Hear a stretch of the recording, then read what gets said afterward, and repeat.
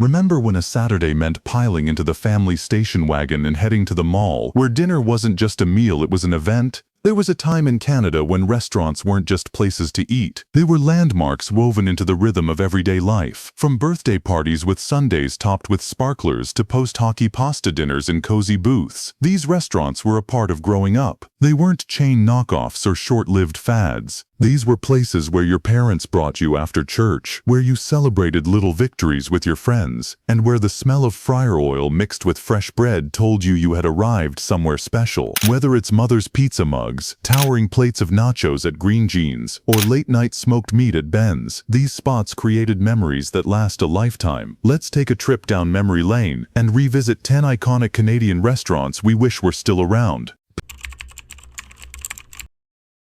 Picture this. Hamilton, 1970. Ray Sison and his partners opened a pizza place that didn't feel like a restaurant. It felt like your friend's finished basement. A basement with stained glass lamps, deep vinyl booths, and frosty mugs big enough to dunk your fist in. They called it Mother's Pizza Parlor and Spaghetti House, and it was an instant hit. The vibe was part Italian bistro, part family rec room. You didn't just eat there, you settled in. Birthday dinners unfolded over shared photographs. Minor hockey teams celebrated wins with towers of garlic bread and fizzy pop. The decor leaned into cozy excess. Brick accent walls, wood paneling, and colored glass lampshades cast warm amber light across red checkered tablecloths. By the mid-1980s, Mother's had exploded. Over 100 locations stretched across Canada, the United States, and even the UK. For a generation of small-town and suburban Canadians, Mother's wasn't a brand, it was the place. You could walk into one in Sarnia or St. Catharines and immediately know the layout, the menu, and exactly how the house pizza would taste. But the late 1980s were brutal. Receivership hit. Ownership changed hands. The early 1990s recession squeezed margins. Long leases became risky, and heavy competition from sit-down chains and delivery-focused brands flooded the market.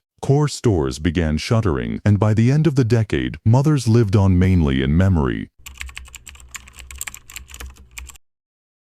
Toronto, 1980. On Queen Street East, Denise Mian opened a burger joint that refused to play by the rules. The burgers were thick and hand-smashed, and the staff didn't just cook, they sang loudly while taking orders. Enthusiasm bordering on alarming. Licks wasn't trying to be McDonald's, it was the opposite. Loud, quirky, premium, and fun.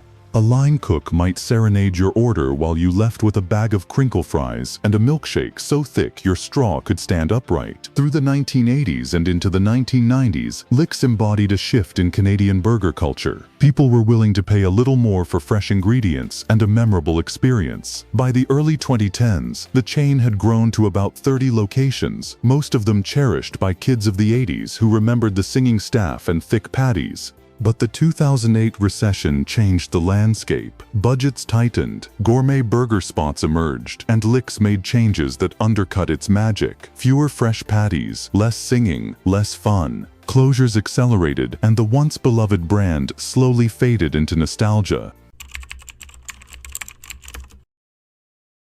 If you grew up in Toronto in the 1980s or 90s, Mr. Green Jeans wasn't just a restaurant. It was a landmark, a ritual, and a promise. Opened in 1980 inside the Eaton Centre, Green Jeans was the ultimate mall-era family spot. Nachos were served on hubcaps. Sundaes towered so high they seemed to defy gravity. The menu was designed to make kids scream with joy while parents handed over wallets with a sigh. Every visit was playful chaos wrapped in charm. The restaurant became part of the mall experience itself. Birthday parties, school group lunches, and spontaneous outings all found a home here. Its quirky presentation and fun-loving atmosphere made it a favorite for generations of Torontonians. These first three restaurants set the tone for a nostalgic journey into Canada's dining past. They show how food was not just sustenance, but community, celebration, and memory. Telling and preparing this story took a lot of time, so if you're enjoying it, hit the like and subscribe. It means a lot. Now, let's continue the trip down memory lane with the next set of Canadian classics. For 3 decades, Mr. Green Jeans was the reward at the end of a shopping trip. You'd ride the escalator up, spot that cheerful facade, and know the day was about to get better.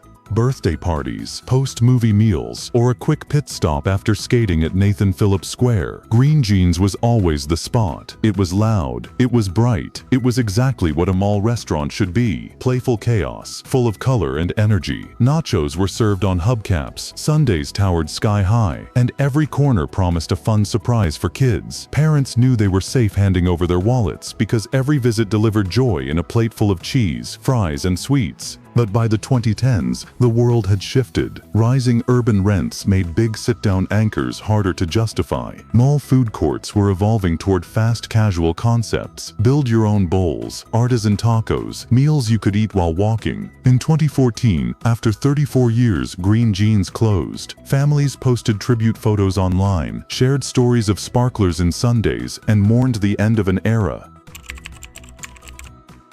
Toronto, 1966. Ed Mirvish, a retail legend and theater impresario, understood that dinner and a show needed the dinner part to feel just as grand. He opened Ed's Warehouse on King Street, right on the theater row, and it quickly became an institution. Ed's served one thing, and did it beautifully: roast beef, heaping plates of it with mashed potatoes, peas, and Yorkshire pudding. The dining rooms were filled with antiques, sparkling chandeliers, and old-world charm. The menu never changed, and that was the point. For decades, Ed's was the pre-theater ritual. You booked tickets to a show, then a table at Ed's. The carving cart rolled by with a flourish. Cutlery was heavy, china thick, and everything felt substantial and timeless. But tastes modernized. By the 1990s, diners wanted lighter fare, more variety, and flavors from around the globe. The fixed menu that had once been charming started to feel outdated. As King West transformed into a hip, eclectic neighborhood, the Mirvish family gradually wound down the restaurant side of their empire. By 2000, Ed's Warehouse had closed its doors. What diners remembered wasn't just the food, but the ritual, the certainty, the sense that some things didn't need to change until they did.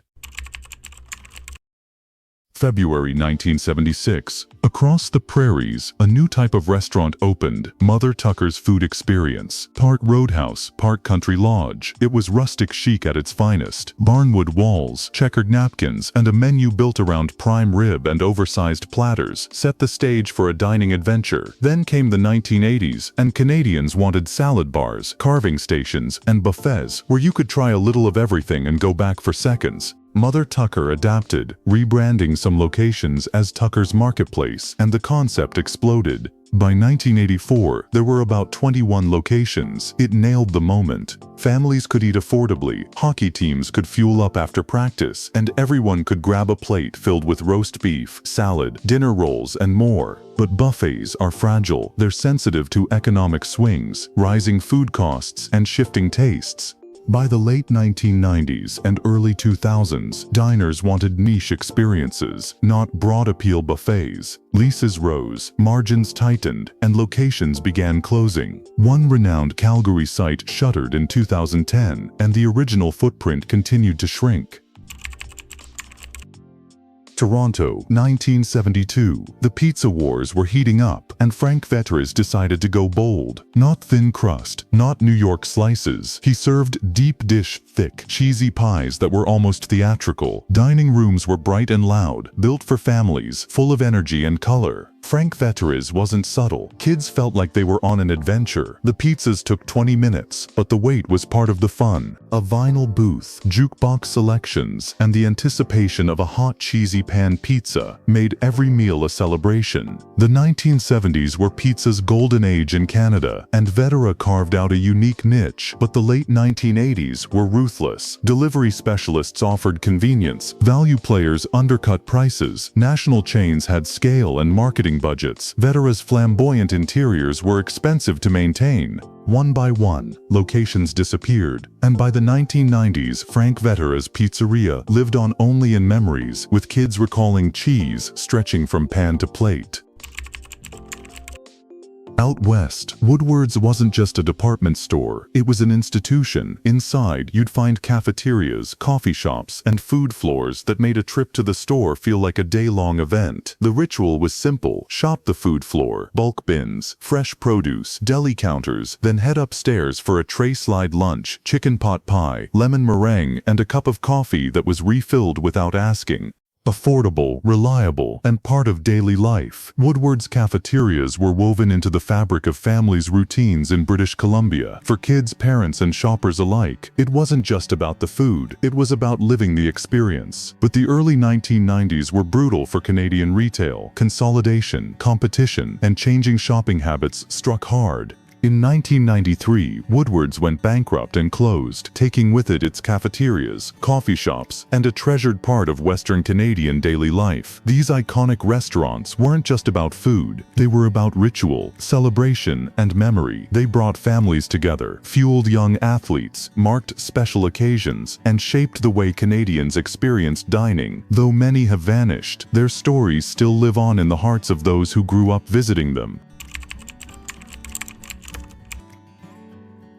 Step into Eaton's on St. Catherine Street in Montreal and take the elevator to the 9th floor. The doors open and suddenly you are somewhere else, somewhere grand, luxurious, unforgettable. The Eaton's 9th floor restaurant wasn't just a place to eat, it was a destination, a symbol of Montreal's elegance, a public living room for the city. For 68 years, it welcomed generations of families, school groups, and couples alike. Students on field trips marveled at the Art Deco murals, the soaring ceilings, and the sweeping city views. Proms, anniversaries, and birthdays were celebrated with a sense of ceremony. You didn't grab a tray and shuffle through a line like in ordinary cafeterias. You were seated, treated with care, and made to feel important. Silver service, polished cutlery, linen tablecloths, and attentive staff created a dining experience that felt aspirational. Children would look around in wide-eyed awe, while adults sipped cocktails and admired the skyline from floor-to-ceiling windows. The ambiance combined refinement with comfort, giving everyone the sense that for a few hours the city belonged to them. It was a place where the ordinary became extraordinary, where a lunch after shopping or a school trip felt like a royal event. But by the late 1990s, Eaton's faced the pressures of modern retail. Big box stores and malls shifted consumer habits. Department store dining was no longer as profitable. Maintaining such a grand restaurant in a changing economic landscape became unsustainable.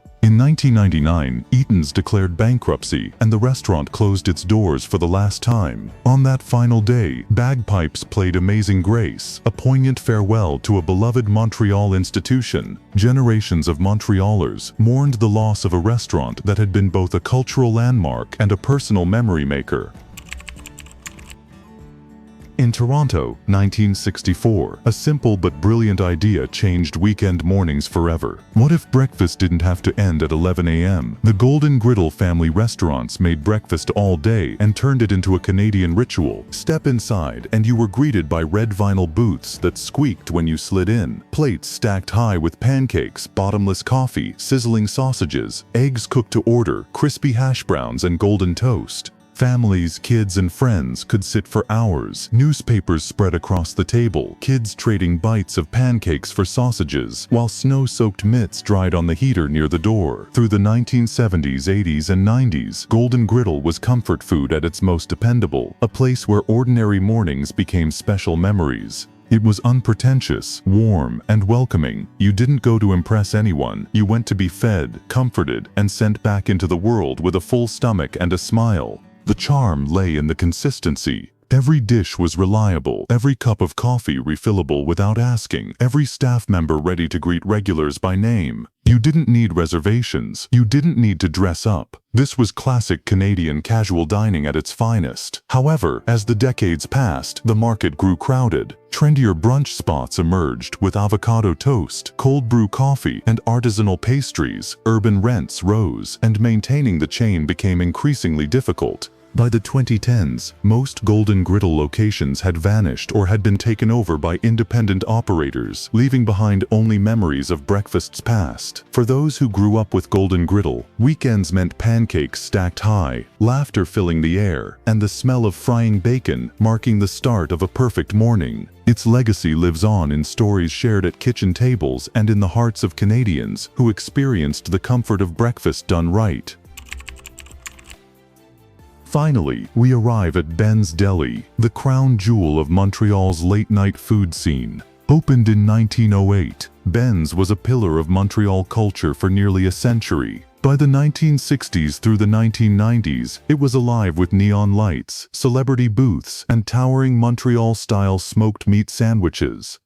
Ben's wasn't just a restaurant. It was a refuge. After hockey games, late-night movie screenings, or long nights downtown, locals and visitors alike flocked to the deli for a sandwich piled impossibly high, a bowl of matzo ball soup, or a comforting plate of pierogies. The air was thick with the aroma of smoked meat and the warmth of camaraderie. Walking into Ben's was like stepping into a time capsule. People came not just for the food, but for the feeling of continuity, the shared history of the city, and the sense of belonging. Although Ben's famously claimed to have invented smoked meat, a claim later challenged by food historians, its reputation and aura remained undeniable. Montrealers grew up knowing that a trip to Ben's meant food, laughter, and stories passed across tables piled with rye bread and meat. But by the early 2000s, cracks began to show. Quality started to decline, labor disputes soured the atmosphere, and the balance between tourist crowds and loyal local patrons tipped the wrong way. In 2006, Ben's closed, marking the end of a near-century-long legacy. 2 years later, the building that had housed it was demolished, though artifacts were preserved in local museums. Still, the closure left a deep void in the soul of Montreal. Looking back, these 10 restaurants weren't just places to eat, they were cultural landmarks. They marked moments in Canadian life, first dates, family celebrations, school trips, and post-sports meals. They shaped memories that generations still carry. These establishments thrived when dining was experience-focused, when people valued ambiance, service, and shared tradition. Even now, when Canadians reminisce about these restaurants, their memories are vivid. The smell of fries, the clink of silverware, the sight of neon signs, these details endure in the collective memory. Sharing these stories allows a new generation to understand a Canada where dining was more than just food. It was a ritual, a celebration, and a gathering place for community. Whether it was Mother's Pizza, Mr. Green Jeans, Ed's Warehouse, or Ben's Deli, each restaurant tells a story about the people, cities, and culture of its time. They remind us of a slower, more ceremonial era of dining, a time when meals were experiences to savor, not just sustenance to consume. So, which one resonates with you the most? Was it Mother's Pizza mugs, Green Jeans Sundays, or a late-night smoked meat at Ben's at 1 a.m.? Drop your memories in the comments, share this video with someone who remembers, and subscribe for more stories of forgotten Canada.